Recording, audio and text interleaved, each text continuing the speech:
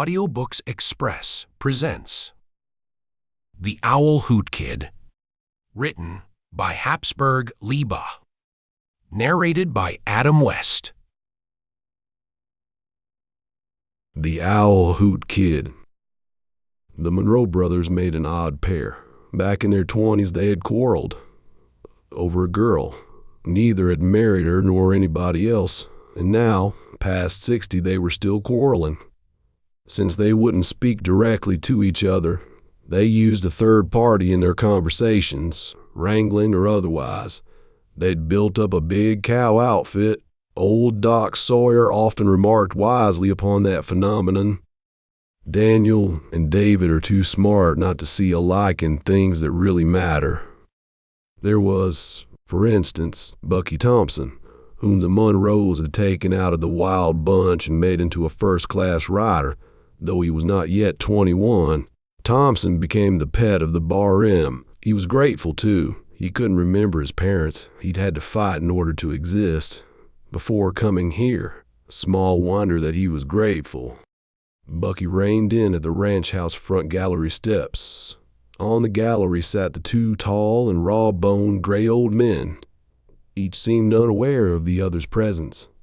"You sent for me," cautiously reminded young Thompson.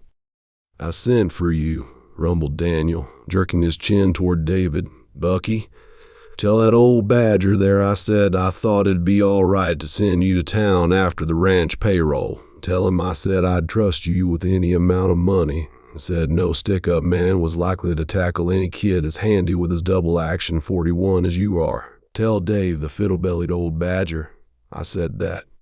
Bucky switched his attention to David Monroe, who spoke at once. "Son, tell Dan there, the old polecat, I agree with him." Daniel Monroe reached to the floorboard beside his chair for a small satchel and tossed it over to Thompson.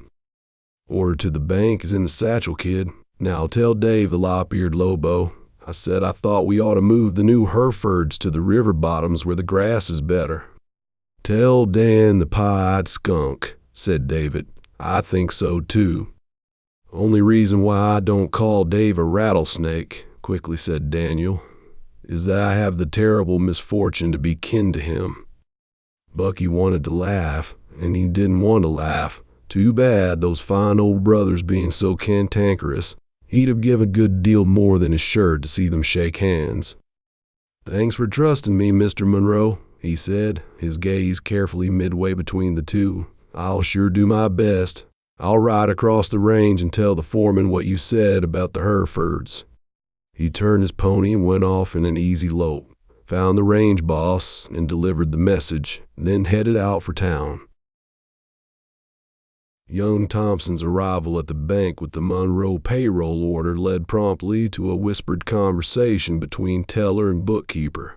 Bucky understood instantly. It was his wildcat reputation, which he had not yet lived down. A little blue about this, he walked out to the street. Presently he saw old Doc Sawyer moseying into the sheriff's office to loaf a while, and he followed. He didn't quite know why. The bank's bookkeeper was there, had sneaked down the alley and come in by way of the rear. The face of Sheriff Jim Florence wore a deep frown. "I get it, Jim," Bucky said. "The Monroes trust me, but you don't. Want to ride to the Bar M with me in the payroll?" "You might need 'em, Bucky," said Doc Sawyer. "The blue bandana broke Hartsville jail last night. He's got a yen for ranch payrolls and always keeps up with payroll dates." This so-called blue bandana was an ace stick-up man whose name the public did not know. He used a blue bandana for a mask. It was his boast that the jail that would hold him had not yet been built. Sheriff Jim Florence shrugged and told Bucky, "The Monroe brothers, it's their own private funeral, looks to me. If they trust you, Owlhoot Kid, I reckon I'll not get much overhead if you run off with their money." "Thanks," said Thompson bitterly, and turned away. Doc Sawyer liked Thompson, believed in him. He followed Thompson out to the boardwalk. "Don't take it hard, son, what Jim just said. If he wasn't as hard as rock, he wouldn't be worth a nickel as sheriff. You know that the bandana is bad medicine, don't you?" "Sure, I know that, Doc," the Monroe cowboy said. "But just now I'm bothered a heap more about something else. It's old Dave and old Dan fussing all the time, keeps 'em miss a bull. They've nearly had a fight a dozen times since I've been there. Couldn't we find a way to stop that?" "If anybody could, it's you, kid," Sawyer answered. "They are both almost silly about you. Each of 'em, I think, sort of looks on you as the son he never had. Keep that in mind and grab your first chance. Of course, if I can do anything." Bucky went back to the bank and was given the Monroe pay satchel. As he rode out of town, he thought again of the blue bandana stick-up. He had a pretty good idea as to the identity of this man.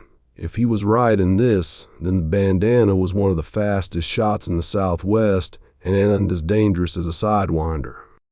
Not that Bucky feared him especially. It was because of the trust that he rode a detour over rugged wild terrain instead of heading straight for the Bar M Ranch. He wasn't far from the edge of Monroe Range when sounds of shots came to his ears. He stopped his pony and listened.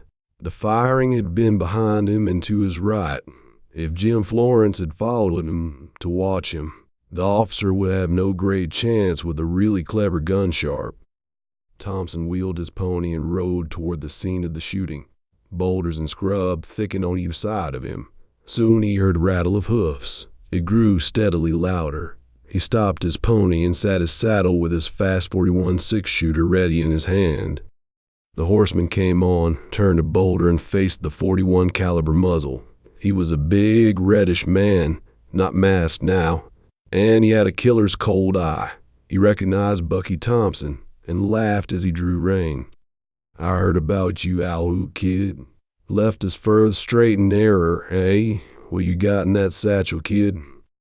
"Happens to be none of your business," rapped Bucky, and his gun hand was steady. "I left the Owlhoot trail for something a heap better. Just common ordinary decency, that's what. Look, big fella, you won't get this satchel or anything that's in it." Thompson dove from his pony on the offside, and as he dove, he fired.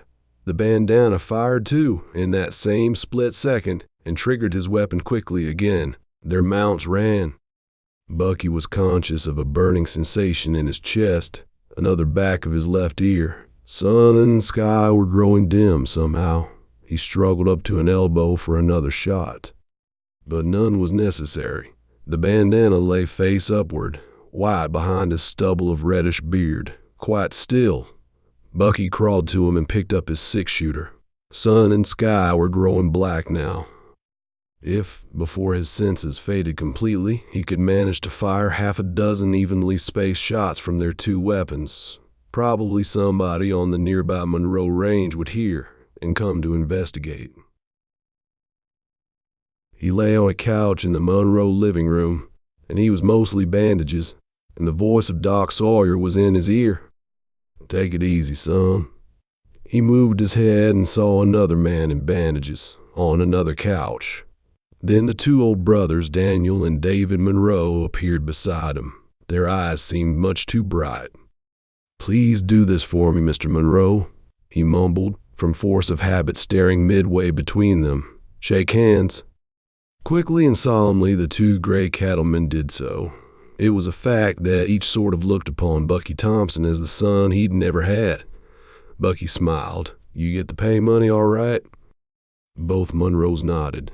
Young Thompson closed his eyes, and when he opened them again, the brothers were gone and Doc Sawyer stood over him. Sawyer began talking. "You sure made good, kid. Sheriff Jim Florence, that's him on the other couch there, tricked you. And is he sorry now? He had the bank give you the satchel empty except for rags and nails and started out here with the payroll himself. The bandana shot him up and took the money. The boys found it on bandana after your shots had brought him to see what was up. Jim will live, though, and so will you, no doubt of it." "Glad to hear it," breathed the kid. "Say, where's old Dan and old Dave?" "We had 'em wrong, son. Squabbling is the spice of their existence, the sweet and toothsome dessert on their otherwise too drab table of life. They'd be mighty unhappy without it. They're arguing over whether to go to town now or wait until tomorrow, change their wills so you'll be fixed up nicely when they have passed." Sawyer laughed again. Then he said, "You see, kid, they shook hands because they were afraid you'd die